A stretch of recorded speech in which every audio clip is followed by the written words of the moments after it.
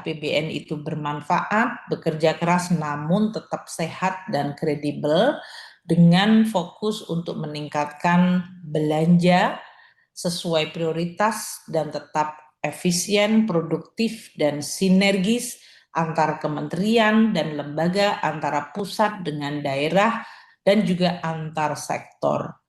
Kemudian yang kedua, dari sisi pendapatan negara, karena kebutuhan negara dan bangsa begitu banyak, maka pendapatan negara terus ditingkatkan tanpa ada kebijakan-kebijakan baru. Sering dalam hal ini dari media disampaikan seolah-olah upaya untuk meningkatkan pendapatan, kita menaikkan pajak, padahal pajaknya tetap sama, tapi enforcement dan dari sisi compliance, kepatuhan akan dirapikan, ditingkatkan. Sehingga memang bagi mereka yang mampu dan berkewajiban membayar pajak, tetap membayar pajak dengan mudah dan patuh, sementara yang tidak mampu dan yang masih lemah dibantu secara maksimal. Tadi seperti UMKM, ini juga banyak yang muncul pertanyaan, kebijakan kita UMKM sampai 500 juta omsetnya tidak ada pajak PPh-nya. Jadi mereka nggak membayar pajak. Kalau omsetnya di atas 500 juta hingga 4,8 miliar, pajak final 0,5%. Itu adalah kebijakan pemihakan kepada UMKM. Karena kalau pajak PPh badan adalah angkanya di 22%. Ini menggambarkan bahwa pendapatan negara tetap dijaga baik, namun pemihakan gotong royong kepada terutama kelompok yang lemah tetap akan diberikan. PPN untuk bidang-bidang kesehatan, pendidikan juga tidak dipungut. Juga untuk masyarakat yang pendapatannya di bawah 60 juta rupiah tidak dipungut pajak. Ini semuanya adalah azas gotong royong, namun kita tetap menjaga tata kelola. Sedangkan bagian ketiga, pembiayaan yang inovatif dan sustainable, artinya tadi defisit kita ukur agar tetap bisa mendukung, menstimulasi, memberikan ekspansi pada ekonomi, agar ekonomi kita tetap bisa berjalan bagus, menciptakan kesempatan kerja, mengurangi kemiskinan, namun dari sisi utang dan pembiayaan tetap aman dan sustainable. Ibu Bapak sekalian, kalau kita lihat belanja pemerintah pusat yang tadi disampaikan oleh Bapak Ketua Komite 4 mencapai 3.136 triliun. Untuk belanja kementerian lembaga mencapai 1.498,3 triliun dibandingkan pagu indikatif yang waktu itu sudah juga kita presentasikan di DPD yang sebesar 1.167,8 triliun terdapat kenaikan. Postur dari belanja pemerintah pusat untuk kebutuhan minimum pemerintahan bisa berjalan, yaitu membayar pegawai 332,8 triliun, hingga belanja operasional untuk listrik, air, dan fasilitas perkantoran, hingga operasi pertahanan keamanan seperti perawatan untuk berbagai alat-alat militer, dan untuk pendidikan, yaitu PIP, KIP kuliah, yang merupakan kita anggap kebutuhan minimal agar pendidikan tetap bisa terjamin. Itu 564,2 triliun rupiah. Sedangkan dari 1.498,3 triliun yang dialokasikan untuk mendukung berbagai program prioritas tadi, 8 program prioritas Presiden mencapai 934,1 triliun. Ini dari mulai belanja pendidikan, sosial, kesehatan, hingga belanja seperti MBG dan belanja prioritas yang dilakukan oleh 98 kementerian lembaga. Tapi mereka harus tetap berorientasi atau disesuaikan dengan program Presiden, terutama di 8 program utama tadi. Untuk anggaran yang tidak dialokasikan di kementerian lembaga, namun mungkin juga nanti bisa bergeser ke kementerian lembaga adalah sebesar 1.638,2 triliun. Contohnya seperti subsidi kompensasi, itu adalah pengampunya seperti Menteri Energi untuk listrik dan BBM, namun anggarannya tidak diletakkan di Kementerian ESDM, namun dipegang di non-KL. Termasuk juga diskresi presiden, pembayaran pensiun, pembayaran bunga utang, untuk kalau terjadi bencana, penanggulangan bencana. Pendapatan negara untuk tahun 2026 di dalam menopang seluruh kebutuhan prioritas dan belanja pemerintah pusat dan daerah itu ditargetkan 3.147,7 triliun, naik 9,8% dari outlook tahun ini. Untuk perkembangan pendapatan negara ini, kalau kita lihat di sebelah kiri, pajak mencapai 2.357,7 triliun, bea cukai 334,3 triliun, dan PNBP mencapai 455 triliun rupiah. Dengan demikian, tahun 2026 rasio perpajakan di 10,47% dari GDP dan rasio pendapatan 12,24%. Seperti tadi saya sampaikan, untuk pajak kita fokusnya adalah compliance dan pelayanan serta enforcement. Jadi program-programnya adalah terus memperbaiki, menyempurnakan Cortex, sinergi pertukaran data, transaksi-transaksi yang dilakukan di digital harus sama treatmentnya dengan transaksi non-digital. Kita terus meningkatkan joint program agar dari sisi pemeriksaan data, pengawasan, intelijen bisa konsisten dan tetap pajak memberikan ruang bagi pemberian insentif untuk menjaga daya beli rakyat seperti tadi untuk perumahan dan berbagai program yang memang menjadi prioritas seperti hilirisasi. Bea cukai dalam hal ini selain cukai hasil tembakau, ada ekstensifikasi barang kena cukai, kemudian intensifikasi bea masuk untuk perdagangan internasional. Karena ini sekarang dalam perang geopolitik yang meningkat, tiba-tiba mungkin ada komoditas yang menjadi globally strategic atau secara global strategis seperti rare earth atau barang jarang, dalam hal ini mineral jarang, kemudian berbagai komoditas yang mungkin mengalami kenaikan dalam suasana geopolitik yang meningkat. Kita juga menggunakan kebijakan bea keluar di dalam rangka mendukung hilirisasi dan untuk meningkatkan tadi ketahanan pangan energi. Di bea cukai juga sama seperti pajak, enforcement menjadi penting terutama untuk penanganan peredaran barang ilegal baik cukai maupun penyelundupan. Dari PNBP, kami terus memperbaiki tata kelola, inovasi pengawasan bersama, dan penegakan hukum sama dengan pajak bea cukai. Dan kita juga terus menyempurnakan sistem informasi dari Minerba. Tadinya batu bara sudah masuk nikel dan mineral lainnya.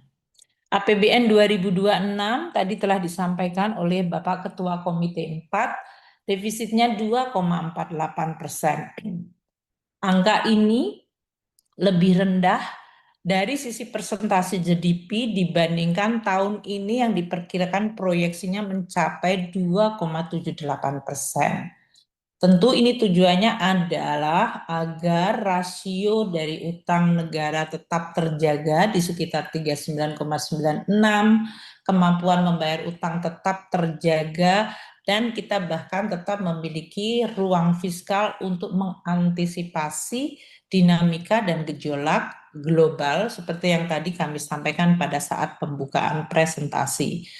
Dinamika global itu dari sisi capital flow, nilai tukar, kemudian interest rate atau suku bunga, dan juga dari pengaruhnya terhadap harga surat berharga negara kita. Kami menjaga secara hati-hati agar APBN sehat dan outlook dari pembiayaan termasuk pengelolaan utang tetap prudent dan kredibel serta sustainable.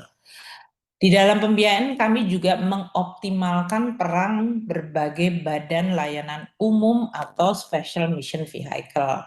Kalau BLU dalam hal ini seperti pengelolaan dana abadi maupun dari sisi kelapa sawit, itu ada dana pengelolaan kelapa sawit, dan dari special mission vehicle mendukung seperti pembangunan infrastruktur dan berbagai fasilitas di daerah termasuk rumah sakit oleh PT SMI, kemudian SMF mendukung untuk perumahan. Kemudian kita juga memiliki Indonesia Investment Authority dan Danantara sebagai holding dari BUMN-BUMN kita. Ini adalah defisit dan pembiayaan yang terus terjaga atau dijaga. Saya menutup dengan dari sisi bagian kedua ini postur APBN di dalam tabel ini. Sekali lagi susunan APBN ini adalah konsisten dan menjadi prioritasnya adalah mendukung 8 agenda prioritas Presiden.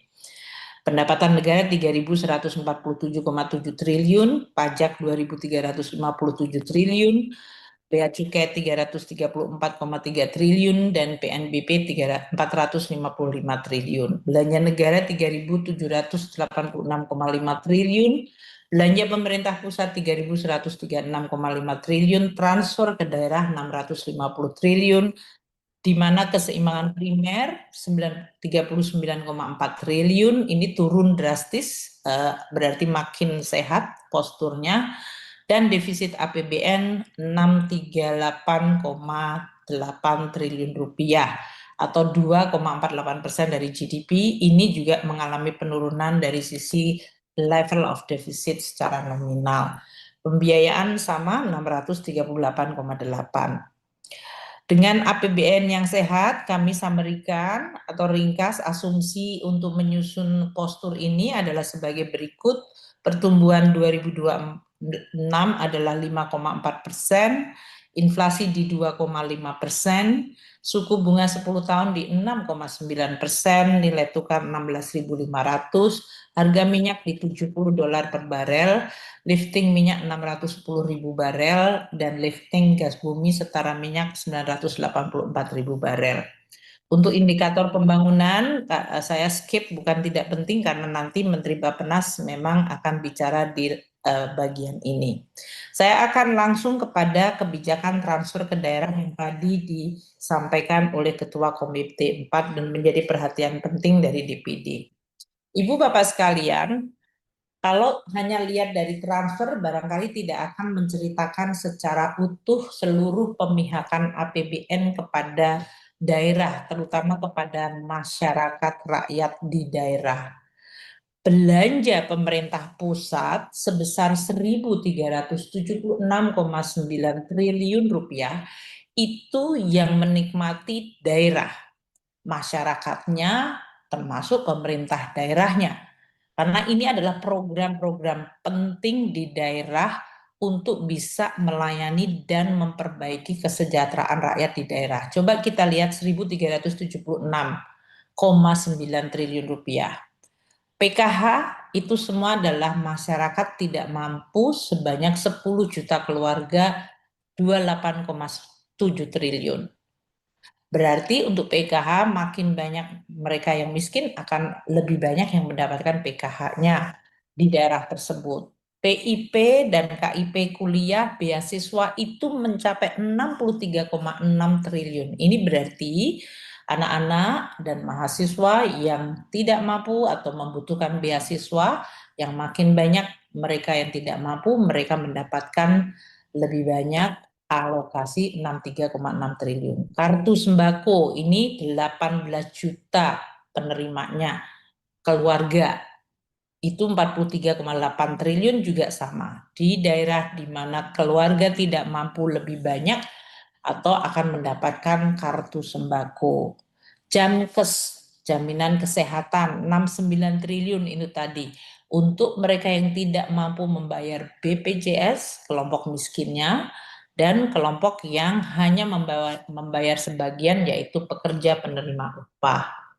cek kesehatan gratis 7,3, revitalisasi sekolah dan renovasi itu 22,5 triliun. Sekolah-sekolah ini adalah di daerah dari mulai SD, SMP, madrasah, pesantren itu masuk di dalam 22,5 triliun. Jadi kalau mungkin dulu alokasinya lebih kepada DAK fisik, sekarang dalam bentuk revitalisasi sekolah. Sama, namun sekarang tanggung jawabnya bersama-sama pusat untuk bisa dipastikan daerah berbagai sekolah dan madrasah bisa membaik. MBG ini semuanya adalah anak sekolah di seluruh Indonesia dan ibu-ibu hamil dan anak-anak usia di bawah 5 tahun 335 triliun. Ini juga lokasi yang semuanya menyejahterakan daerah-daerah. Sekolah rakyat dan sekolah unggulan ini semuanya juga ditujukan untuk membantu daerah mengatasi kemiskinan dan sekaligus kualitas sekolah. 27,9. Kalau dulu bentuknya adalah kombinasi DAK dengan BOS dan yang lain-lain, ini ditambahkan oleh pusat, BOS-nya tetap sama, namun kita menambahkan menu di dalam anggaran pendidikan dalam bentuk sekolah rakyat dan sekolah unggulan. Preservasi jalan dan jembatan 24,3 triliun. Ini sama mungkin kalau di pemerintahan presiden sebelumnya namanya Inpres Jalan, ini nanti termasuk ada Inpres Jalan dan preservasi jalan dan pembangunan jembatan. Ini mungkin kalau dulu namanya DAK fisik, sekarang adalah dalam bentuk belanja ini. Perumahan 48,7 triliun, bendungan irigasi 12 triliun, koperasi merah putih itu 83 triliun, subsidi non-energi seperti subsidi kur dan subsidi pupuk, itu semua petani dan usaha kecil yang menerima adalah di daerah yang pemerintah pusat bersama daerah bergotong royong untuk membantu pemerintah daerah melalui APBD-nya, pemerintah pusat dengan program-program tersebut. Tunjangan profesi guru dan dosen yang non-PNS 63,5 triliun. Subsidi energi dan kompensasi 381,3 triliun, lumbung pangan 22,4 triliun, bulog dan cadangan pangan 28,5 triliun, dan pembangunan kampung nelayan serta pergaraman nasional 6,6 triliun. Jadi poin kami adalah jangan dilihat APBN hanya dari satu sisi saja seperti transfer. Namun lihat keseluruhan karena pada akhirnya APBN yang menikmati dan mendapat manfaat adalah masyarakat termasuk pemerintah daerah. Perkuatan pembangunan daerah kita lihat Inpres 2 2025. Ini untuk 2025-2026 sudah dialokasikan 13,6 triliun. Tahun 2002 tahap pertama adalah optimalisasi lahan di 13 provinsi itu mencakup 362.110 hektar. Untuk tahap kedua termasuk peningkatan rehabilitasi jaringan irigasi primer sekunder yang sebetulnya kewenangan daerah akan ditangani melalui Inpres ini. Ini dulu mungkin namanya DAK fisik, sekarang masuk dalam anggaran Inpres mengenai irigasi. Juga pembangunan dan rehabilitasi jaringan irigasi air tanah. Jadi poinnya adalah programnya tetap, anggarannya didukung, lokasinya di daerah, namun sekarang nomenklaturnya menjadi Inpres bukan DAK fisik. Jalan daerah juga sama, 10,2 triliun ini di atas yang tadi saya sampaikan rehabilitasi, preservasi jalan dan jembatan yang 24,3 triliun itu di PU. Ini adalah Inpres jalan daerah, ada 10,2 triliun. Sehingga dulu mungkin namanya DAK fisik. Dan ini sudah diinventarisasi jalan, jembatan, dan pembangunan baik peningkatan maupun pembangunan di 37 provinsi. 10,2 triliun. Inpres 14 2025 ini 3 Inpres baru semuanya keluar tahun 2025. Ada Inpres percepatan pembangunan kawasan swasembada pangan, energi, dan air nasional. Dananya 14,6 triliun dari mulai pengendalian banjir, pembangunan jaringan irigasi dan rawa, dan pembangunan jalan. Sekali lagi, ini semuanya lokasi provinsi atau penerima manfaat adalah daerah. Dari ini yang sebelah kanan, Papua Selatan, Kalimantan Tengah, Kalsel, Sumatera Selatan, dan provinsi-provinsi lainnya. Jadi kalau dulu namanya DAK fisik, kalau masuk dalam TKDD, itu adalah DAK fisik. Kalau sekarang dalam bentuk impres. Nanti pelaksanaannya pasti kementerian lembaga sesuai instruksi Presiden harus terus bersinergi, koordinasi, komunikasi dengan daerah. Ini supaya tidak menimbulkan persepsi seolah-olah anggaran untuk daerah dipotong atau diturunkan, karena uang yang ke daerah itu sebetulnya meningkat. Coba kita lihat belanja KL dan TKD, kalau kita distribusikan di masing-masing pulau besar dalam hal ini, seperti mulainya sebelah kiri atas Sumatera. Sumatera itu total alokasi APBN dan TKDD itu mencapai 5,6 juta per penduduk Sumatera. Ini dari mulai MBG, sekolah rakyat, dan berbagai macam program pemerintah.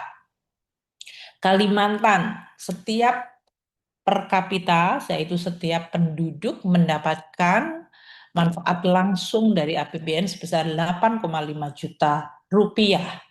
Sulawesi 7,3 juta rupiah. Maluku dan Papua 12,5 juta rupiah per kapita atau per penduduk. Bali Nusa Tenggara 6,4 juta per penduduk, dan Jawa mungkin